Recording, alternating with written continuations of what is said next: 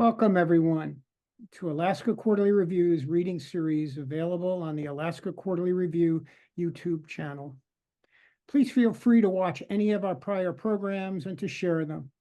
Alaska Quarterly Review is committed to presenting these programs without charge and to showcase vibrant and diverse new and emerging voices in literary conversations with depth, complexity, and humanity. I am Ronald Spatz, Editor-in-Chief of Alaska Quarterly Review, and before we begin, I'd like to make a few important acknowledgments. Alaska Quarterly Review gratefully acknowledges the Anchorage Museum for hosting and providing technical support for this event, and the Center for the Narrative and Lyric Arts, Alaska Quarterly Review's 501c3 umbrella organization, which makes this event possible. I also want to make a land acknowledgement. Alaska Quarterly Review recognizes the indigenous land on which all Alaskans live. AQR is located in Anchorage, and Anchorage is Dena'ina homeland. Dena'ina is the language spoken by the traditional present and future caretakers of this land, and land acknowledgement opens a space with gratefulness and respect for the contributions, innovations, and contemporary perspective of indigenous peoples, and marks our collective movement toward decolonization and equity. And now to today's program featuring writer Ada Zhang. Ada Zhang is the author of the short story collection The Sorrows of Others, published by Public Space Books in 2023. The collection centers around themes of loss, loneliness, grief, and joy in characters from Chinese American immigrant experience. In its starred review of the collection, BOOKLIST wrote, "Writers with virtually perfect debut collections are certainly rare." Zhang joins that short list with a magnificent 10-story collection filled with lost souls aching for connection on both sides of the world. In addition to Alaska Quarterly Review, Ada's short stories have appeared in A Public Space, McSweeney's, American Short Fiction, and elsewhere. She's a 2023 National Book Foundation's 5 Under 35 honoree and a 2024 Whiting Award recipient. In announcing their award, the Whiting Foundation wrote that Ada's graceful, crystalline stories explore the paradox that historical silences and legacies of the past, in particular, the impact of the Cultural Revolution on Chinese Americans, and can lead to new openings and new voices. It is my pleasure to welcome Ada Zhang. Thank you, Ron. I'm going to,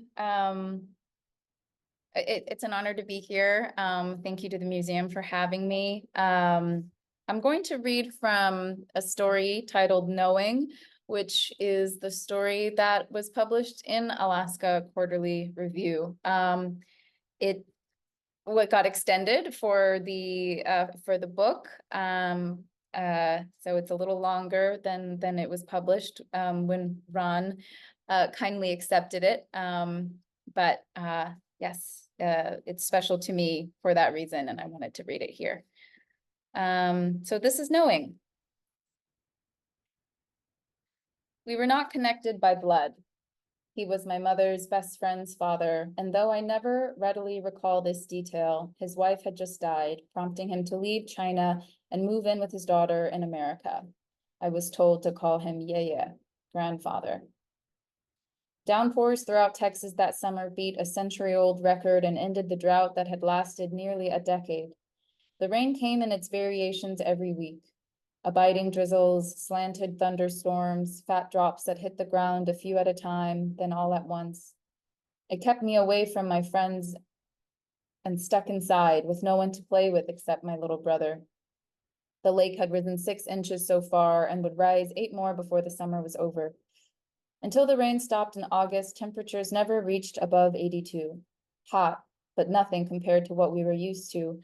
A heat so oppressive that radios would overheat and shut off, the view in the distance breaking and bending, as though the whole world had gone up in flames.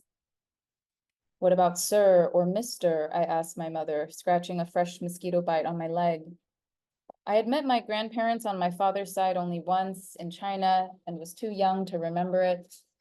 The other side, I'd been told, had been dead since before I was born. This person was a stranger to me. The afternoon was just dipping into evening. We were hanging our clothes to dry in the backyard, glad that the heat wasn't intolerable. Gusts of moist air cooled our sweat and gave the clothes we'd hung a dreadful liveliness, pants and shirts swaying like dismembered body parts. In front of the clothesline, my mother squinted at me. Tiny goldfish appeared under her eyes, their tails fanning out from the corners to reinforce the symmetry that made her face beautiful and terrifying.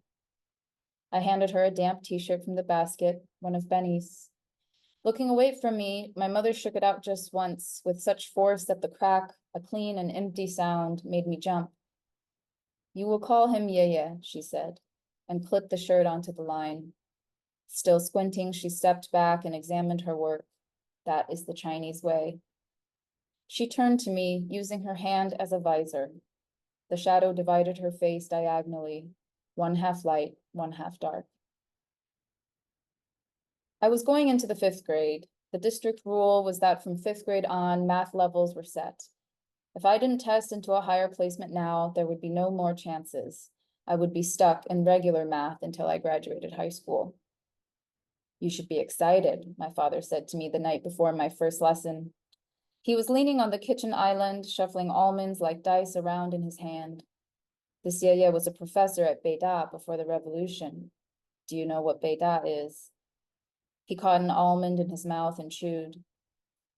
I was sitting at the dining table, my right knee up, my left arm hanging over the back of the chair. I shook my head slowly to show I was serious. Across from me, Benny was finishing a bowl of ice cream. He scraped at the sides, collecting the melted dregs. "It's the Harvard of China.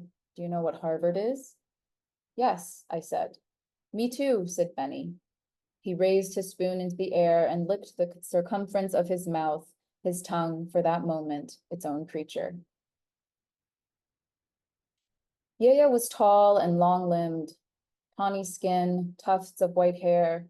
His breath smelled of cigarettes and bread gone sour in the mouth. We spoke in Chinese because my Chinese was better than his English. "Multiplying and dividing fractions is easy," he said.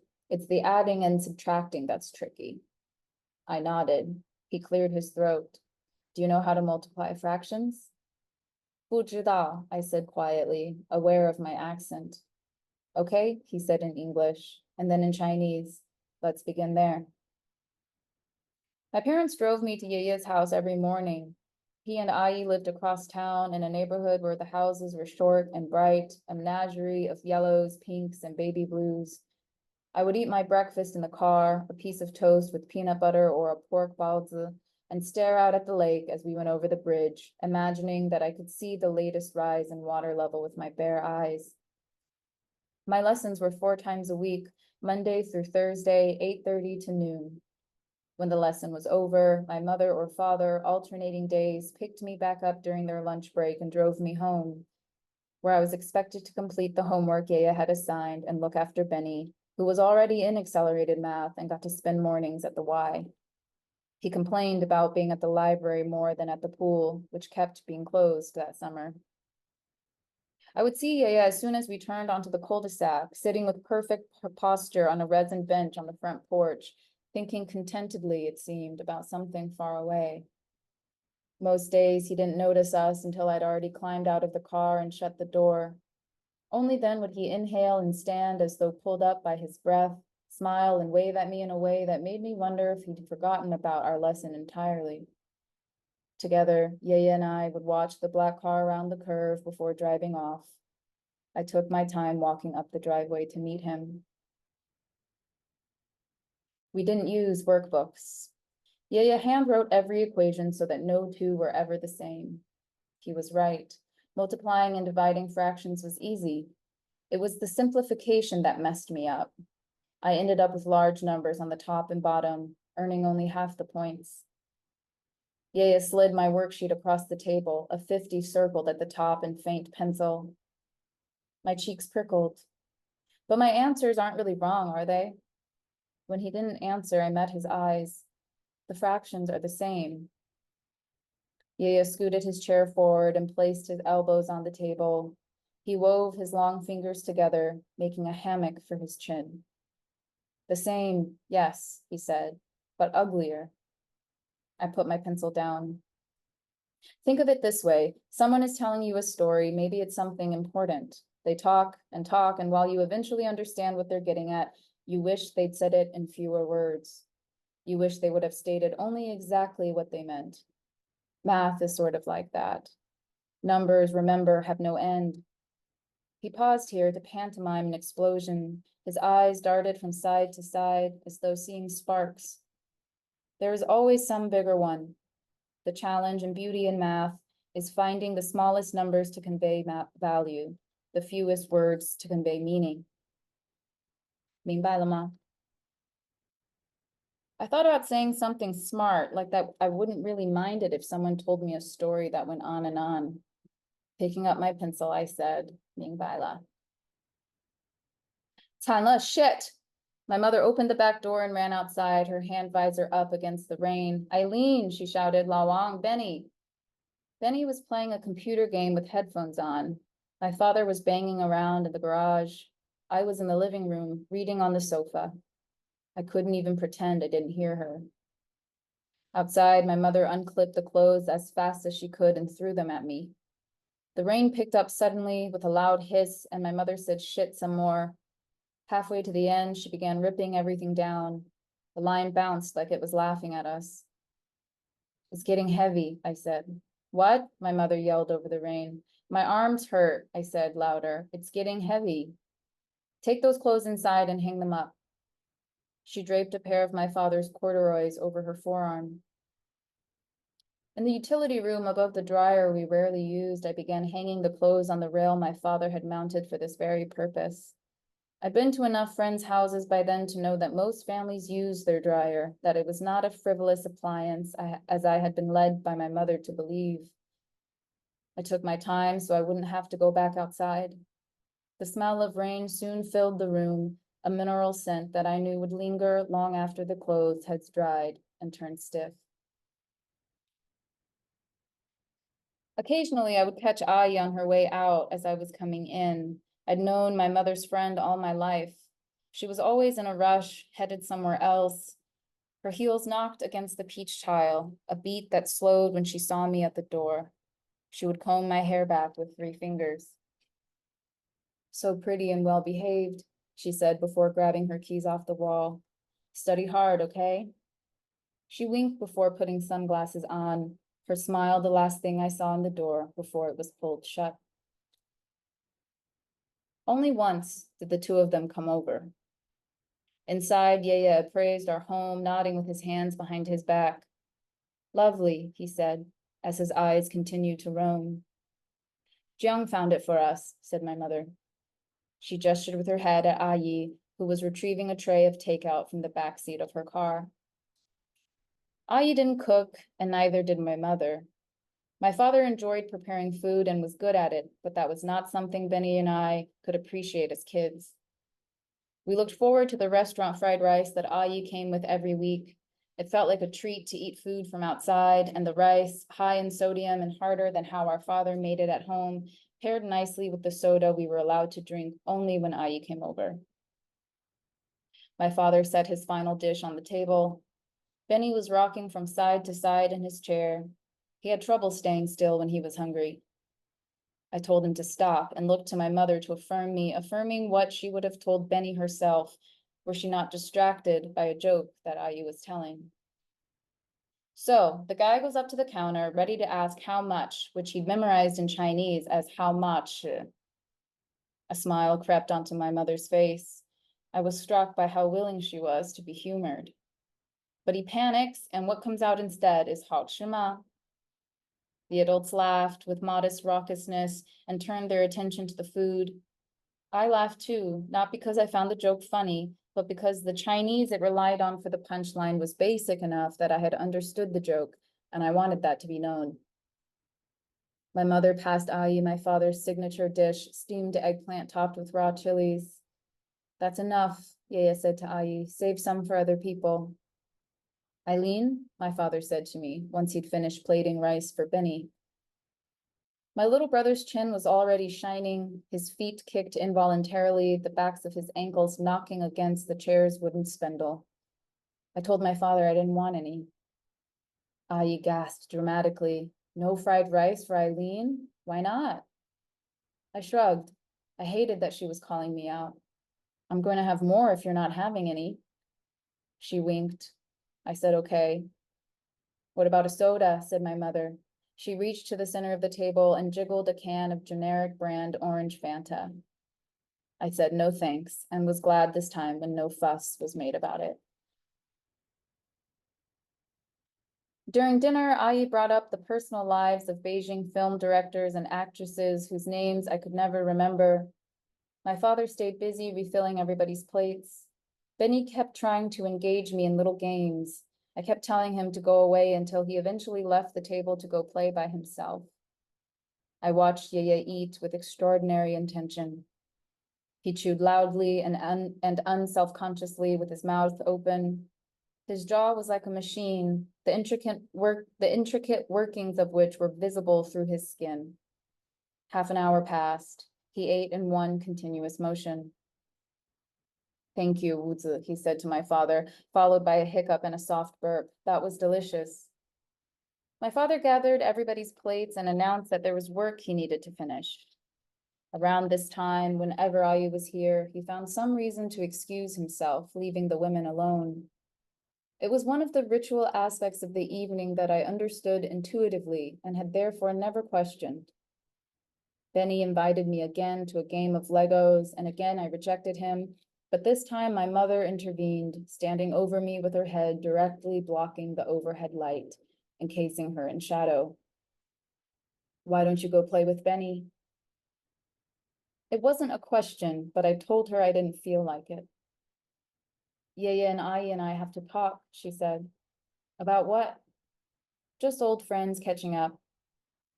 I'll be quiet, I offered, thinking she would be impressed by my desire to be in the presence of adults, something I had never expressed before. Some other time, my mother said, go be with your brother. Her tone was firm but not ungentle. I had never asserted myself during these dinners, and I never would again. But that evening, my suspicion toward my mother had reached a new level, and it seemed unacceptable to me that my father and brother were absent from the table and that I was being asked to leave. Why do I have to go? Why do they get to stay? Yeye, who was seated across from me, appeared as he did on the mornings when I arrived for my lessons, removed. It allowed me to say what I said next, that he did not seem really there. He's not my real grandfather. Say that again, and you are not my daughter. She spoke with incredible nonchalance, like making a comment about the weather. This chilled me at the same time that it brought heat up to my face. I knew I'd all but undone my earlier attempts to appear grown up, to prove to her that unlike Benny, I wasn't a child anymore, that I too could humor her and be taken into her confidence. Don't cry, Eileen, Ayi said, rounding the table. Don't cry, it's okay, it's okay. They were comforting words, roughened by her delivery. The two of them exchanged a look. This upset me more because it confirmed that there were things only they shared, that they were keeping from me. Come, Eileen. Ayi grabbed my wrist. No, I shouted. Let's go for a walk, outside. I don't want to go anywhere with you. She's too old to be acting like this, said my mother.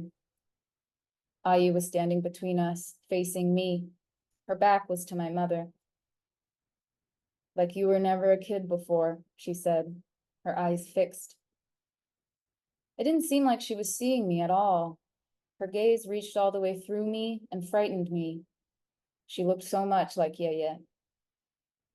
She let me go. My skin flashed yellow where her fingers had been. I ran to my room and stayed there until the morning. My father came to me that night after our guests had left. My mother must have told him what happened. A week later, Ayu came to dinner without Yeye with her usual tray of rice, which I ate, and the week after that was the same. Where's Yeye? I asked her. She said her father didn't like riding in cars. They made him nauseous. Perhaps that was true. My mother started going over there once a week for dinner without the rest of us, and I accepted this as punishment for what I had done. Your mother, like anyone, is who she has become, my father said, shifting closer to me on my bed. Both of us stared at our feet. You'll understand one day. Part of loving someone is accepting what you don't know and what you do know. That is what makes a family. It's possible he was saying this for himself as much as he was saying it for me. To this day, I have no idea how much he knew, how much my mother told him. Out of respect for them both, I do not ask. In a month, I was adding and subtracting fractions with an addiction that made my brain thrum. The method, matching denominators, basic addition and subtraction of numerators, simplification, became instinct. It felt almost joyful to make numbers appear large, or as Yaya put it, ugly, only to reduce them at the end to their true forms. 12 over 32 became 3/8. 14 over 35 became 2/5. Grading my work, Yaya's eyes were downturned, his shriveled lips pushed out. Far-sighted, he held the worksheet away from him. His chin became like the moon, craterous, and retreated into his neck. He moved his middle finger down the page and across as he reviewed. Good, he said, circling my grade at the top. He slid the worksheet to me, a tall, skinny 100. See, who said you're bad at math? His compliment kept me in a good mood until the evening when my mother called me into her bedroom. I walked in just as she drew the last blind, twisting the stick that made the shades fold inward. When I got older, I would play moments like this in a sequence. Me entering her room, my mother engaged in some small task that announced her dominance over the space. Adjusting the mirrors that multiplied her presence, closing the French doors to the bathroom behind her, glaring at me the whole time. And now, shutting out the night. Sit, she said. How are your lessons going? Okay. I knew she wanted something more precise, something quantitative, but I had learned from her how to withhold the silent authority that came from keeping always a part of yourself, no matter how small, back. She sat next to me on the bed and took out her hair clip. You're lucky, you know, to have such a good teacher. Yeah, Dad told me. My mother smiled, but her eyes didn't move. The goldfish did not appear. I brought my pinky up to my lips and began biting the skin around the nail, a habit I'd picked up recently. My mother knocked my hand away.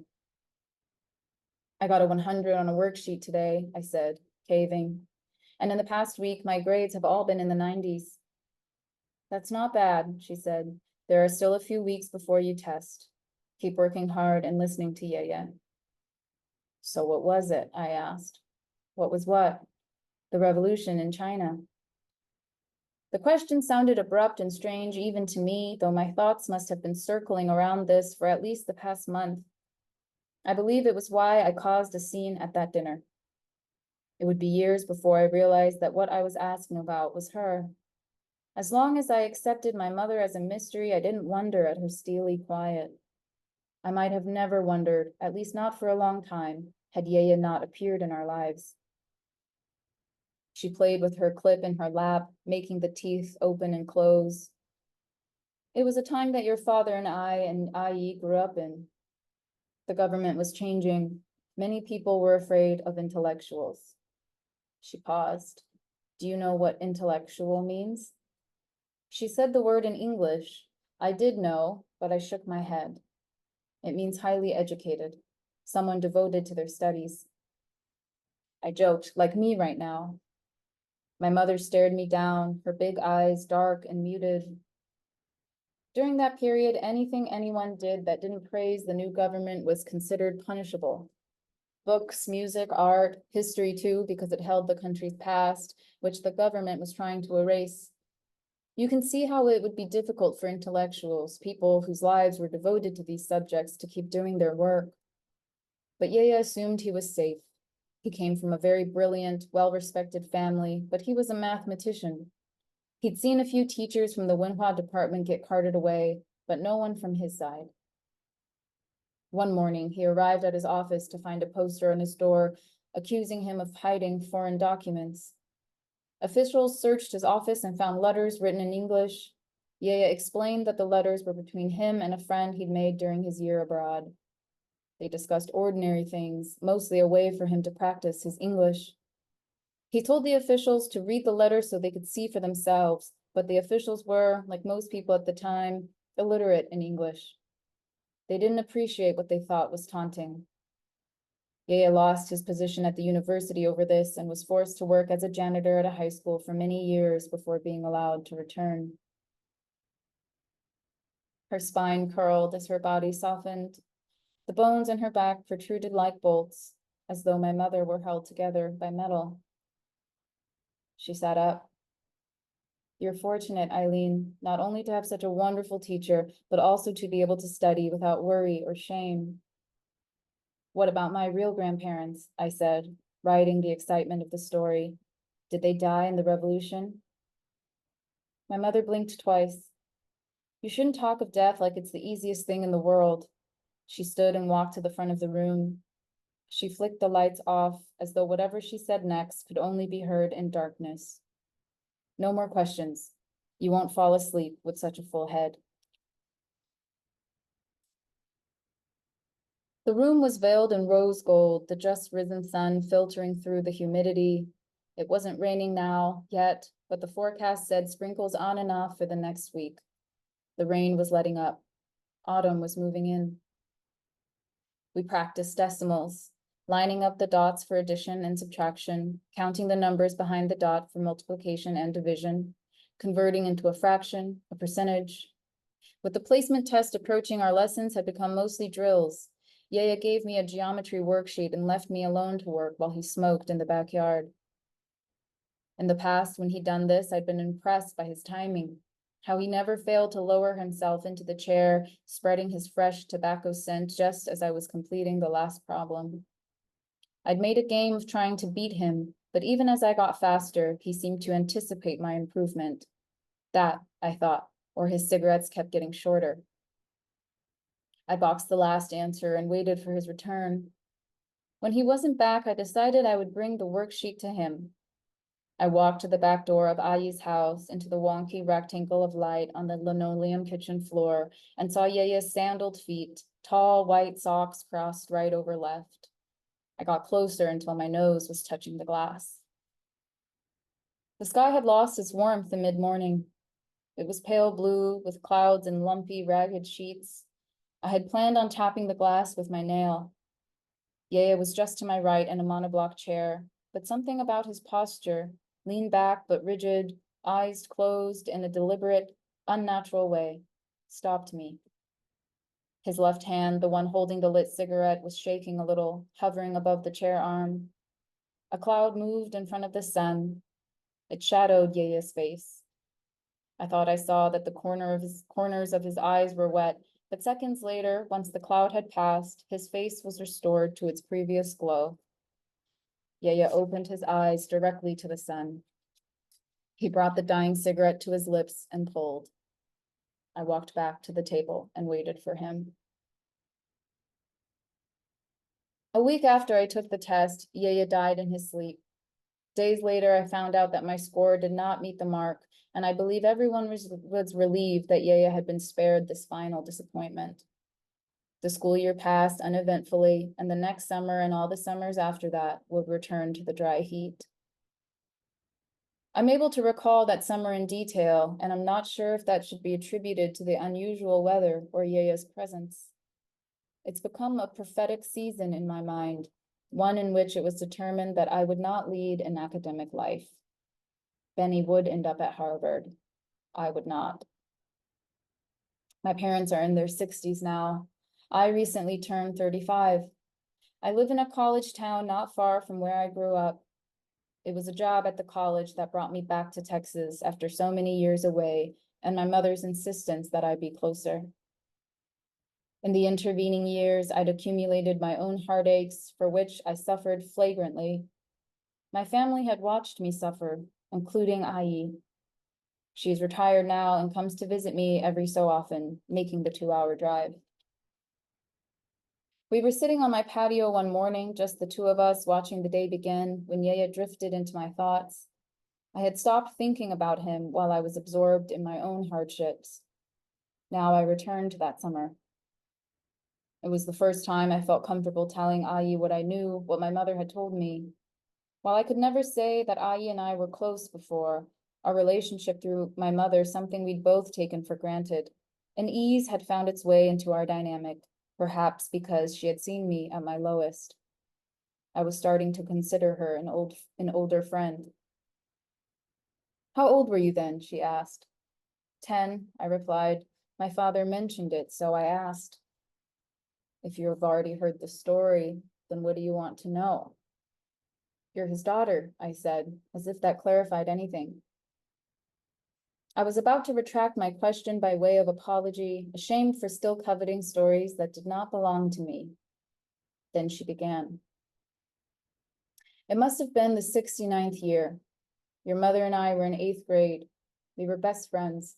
Our families were close. People called us twins as if it were our names because we were together so often. We both joined the Red Successors so that when we reached high school, we would automatically become Red Guards. We were just kids. We wanted to be part of something. Things were starting to get extreme around that time. The movement was exciting. I don't know if you can understand. Your mother's parents ran a very successful tea parlor that had been the family business for generations. A beautiful space, tall ceilings, the walls decorated with red paper cutouts that your grandmother created painstakingly, each one completely different, like snowflakes. Kids at school began picking on your mother. I remember one boy yelling in the hallway, "Your parents serve tea to rich pigs." She was embarrassed and scared of losing her place in the successors, so she tipped some of the guards off about my father, your Yeye. I suppose she thought she was saving herself. She knew he had letters from the US because he'd used them to teach us English some evenings at our house. She would only tell me much later, when we were able to touch these old wounds without reopening them, that she figured they would knock him around a little and destroy the letters, but also that she couldn't say she was thinking much at all. She couldn't have guessed that the Red Guards, the oldest of them just 17, would come to our house at night and beat my parents in front of the town. Your Yaya was punished not only for having the letters, but because they thought he was being arrogant when he asked them to read English, I said. Ayi nodded. They left my father with 2 broken ribs bleeding into the street. They kicked my mother's head until she was in a coma. You know all of this already? Yes, I lied, but continue, please. When my mother woke up, she couldn't speak or walk. The damage to her brain was so bad. She would be in a wheelchair the rest of her life. Your mother's plan backfired. The guards, excited by their first big public beating, grew more aggressive. A week later, they barricaded your grandparents' tea parlor while your grandparents were still inside and burned the whole place to the ground. Your mother was in school when it happened. From anywhere in town, you could smell the smoke. That night, my father opened the front door and found your mother covered in soot, kneeling and touching her head to the ground. If anyone saw her, both she and Yaya would have been in trouble, as what she was doing was considered a futile gesture. So Yaya pulled her inside, and that's when I saw her. Forgive me, she cried and cried. But I had sworn in my heart never to speak to her again, and I didn't think it was right to feel any differently simply because she was an orphan. I slapped her and told her to shut up. I struck her again and again until I was beating her with whatever part of my body I could. My father pulled me away. After that, your mother lived with us. For the first year, she and I did not speak. We established a routine, avoiding each other and taking turns caring for my disabled mother. Ayi began rubbing her knees, rocking a little backward and forward. I wondered if talking about this was causing her physical pain, but I didn't want her to stop.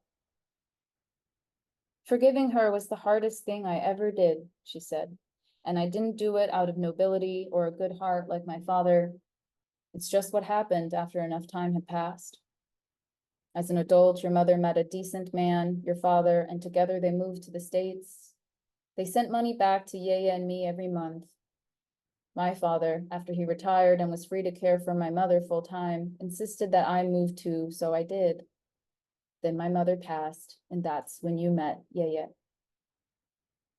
She looked around, blinking. The day had grown light. Soon the morning would be taken over by birds, and their song, as delicate as it was, would close the door on the careful quiet that ruined this conversation. I knew we might never open it again. What was it like once you returned to the university? I said, keeping my voice steady, after the politics died down.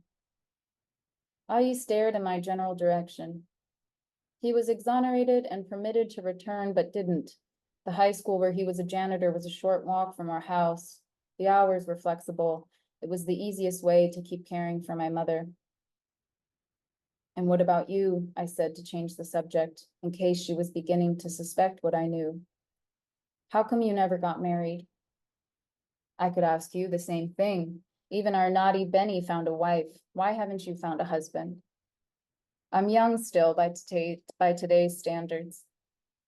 Today's standards, yesterday's standards, after 30, it's all the same to men. There's a saying that goes, better luck finding pure gold than a perfect man. I decided long ago that it would be better to skip the man, go straight for the gold with those odds. She was in a jokey mood, as she often was these days, retaining that upbeat quality she'd always had, but with a softer touch. Or it's possible I'm the one who changed. When I was old enough to care, I learned that Ayi was more successful than my parents, who'd both worked in computer software. Ayi had been a real estate agent. Toward the end of her career, she was mostly selling to millionaires in California who viewed Texas as the next frontier. How different she seemed now from that intimidating, efficient woman I'd grown up watching. That night, I had trouble falling asleep. I thought about calling Benny, but wondered if a call that late would worry him, coming from me. Years ago, in my 20s, I wanted to die because a man I loved had left me for another. The second time I woke up in the hospital, my mother was there. The goldfish beneath her eyes had set, I noticed, and I wondered when that had happened. She got into the small bed with me and bowed my head to her chest. It's one of the only times I can remember us touching. Is this the worst you've ever felt? I asked. Yes, she'd said. Yes.